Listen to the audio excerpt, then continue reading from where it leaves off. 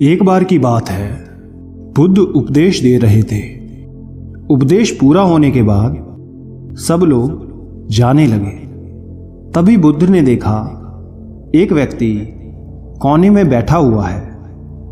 बुद्ध उसके पास गए और कहा कि क्या हुआ, आप दुखी क्यों हो? व्यक्ति ने कहा, आप बहुत अच्छा उपदेश देते हो जिसे सुन लोगों का मन शांत हो जाता है, लेकिन मेरा मन अभी भी बेचैन है, शांत नहीं हुआ।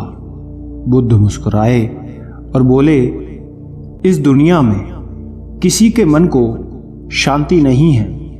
कुछ लोग सोचते हैं कि उन्हें शांति मिल गई है।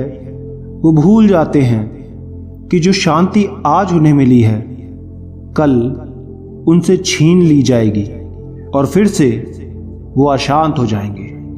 और कुछ लोग जिनके पास शांति है वो आगे का सोच सोच कर अशांत हो जाते हैं कि ये शांति चली जाएगी। तुम किस बात से अशांत हो? व्यक्ति ने कहा, हे बुद्ध, मुझे एक गंभीर रोग है।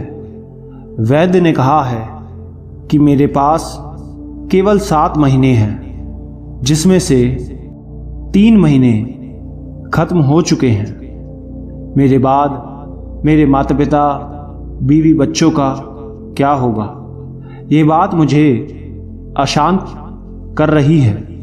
इसी बात को सोच सोच कर मैं परेशान रहता हूं। बुद्ध ने कहा कि क्या तुम इसी बात से परेशान हो? व्यक्ति ने कहा, नहीं, सच तो यह है कि मैं अभी मरना नहीं चाहता। मेरे अंदर मौत का डर बैठ गया है। बुद्ध ने कहा, मरना तो एक ना एक दिन सबको ही है, ये बात सब जानते हैं। मृत्यु को तो कोई नहीं चाहता।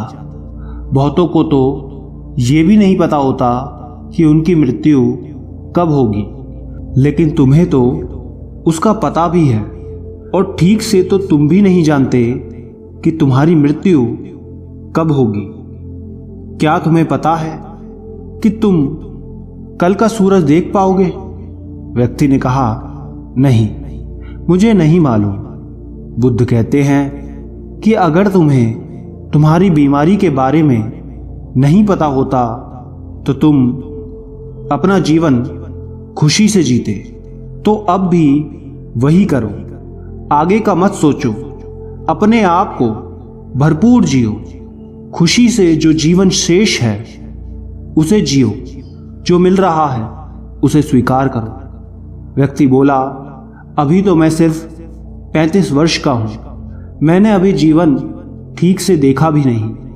मैं अभी कैसे मृत्यु को प्राप्त हो सकता हूं?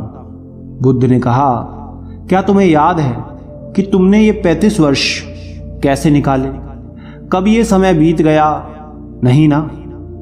तुम्हें कुछ खास पल ही याद होंगे।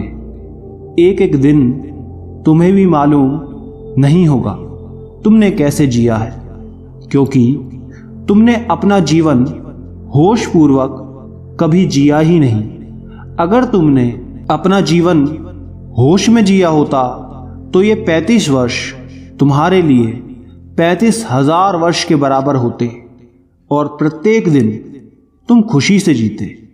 लेकिन तुमने सारा समय नष्ट कर दिया और अब मृत्यु के समय भाग रहे हो। जीवन और मृत्यु दोनों ही उपहार है। व्यक्ति ने कहा, मैं आपकी बात नहीं समझ पा रहा। जीवन उपहार है ये समझ आता है, लेकिन मृत्यु भी उपहार है ये कैसे हो सकता है? जब ये व्यक्ति और बुद्ध बात कर रहे थे तभी व्यक्ति के पिता वहां पहुंच गए और उनकी बातें सुनी। बुद्ध ने कहा, वास्तव में मृत्यु जागरण है। तुमने अपने जीवन के 35 साल जिए, लेकिन कभी भी जीवन के बारे में विचार नहीं किया। लेकिन मृत्यु की आहट से तुम जीवन के बारे में विचार करने लगे। मृत्यु का यही काम है, ये जीवन को जागरण की तरफ ले जाती है। अगर मृत्यु ना होती तो व्यक्ति जीवन जीने तक अंधेरे में ही रहता और कभी भी रोशनी की तरफ नहीं बढ़ता। बुद्ध ने पूछा, क्या तुम्हें जन्म से पहले का कोई ज्ञान है? व्यक्ति ने कहा, नहीं, मुझे जन्म से पहले का कोई ज्ञान नहीं है। बुद्ध ने कहा, जैसे तुम्हें जन्म से पहले का कोई ज्ञान नहीं है, ठीक उसी प्रकार तुम्हें मृत्यु के बाद का भी कोई ज्ञान नहीं है। इसलिए तुम डरे हुए हो। तुम अपने जीवन के शेष दिन को खुशी से जियो और ध्यान करो। जब तुम जीवन को समझ जाओगे तब तुम मृत्यु को भी समझ जाओगे। ये जो डर तुम्हारे अंदर मृत्यु का है, ये भी निकल जाएगा। तब मृत्यु के उपहार को भी समझ पाओगे। बुद्ध की बातें सुन व्यक्ति के पिता ने कहा, आपकी बातें पूर्णतः सही हैं, लेकिन आप मृत्यु को हमारे लिए उपहार बता रहे हैं। लेकिन वो हमारे लिए उपहार कैसे है? ये तो हमारे कुटुंब के लिए उपहार है। अगर ये हमसे छिन जाएगा तो ये हमारा उपहार भी हमसे छिन जाएगा। तब हम क्या करेंगे? बुद्ध ने उसके पिता से पूछा, क्या तुम्हें कभी किसी ने कोई उपहार दिया है? पिता ने कहा, हाँ, मेरी बेटी ने मुझे दिया था। बुद्ध ने पूछा, अब वो कहाँ है? पिता ने कहा, वो गांव में आए एक बाढ़ के साथ बह गया और नष्ट हो गया। बुद्ध ने कहा, क्या इससे तुम्हारा बेटी के प्रति प्यार कम हो गया है? पिता ने कहा, नहीं, वो क्षण मुझे आज भी याद है जब मेरी बेटी ने मुझे वो उपहार दिया था।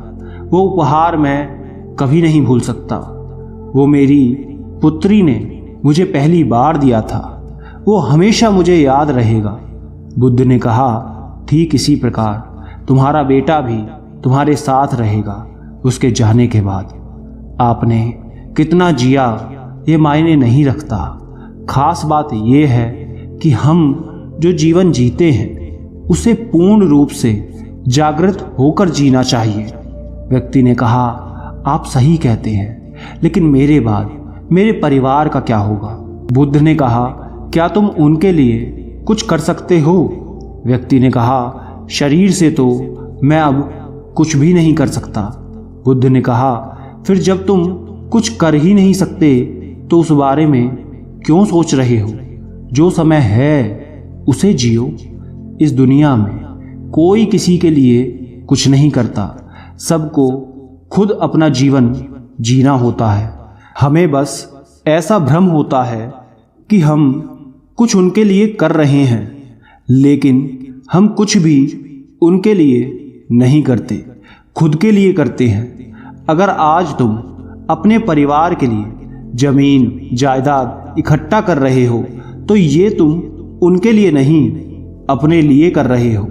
इसे करने से तुम्हारे अंदर आंतरिक शांति रहेगी, लेकिन तुम रहोगे इस भ्रम में कि तुमने उनके लिए किया है, लेकिन ये तुम खुद के लिए करते हो।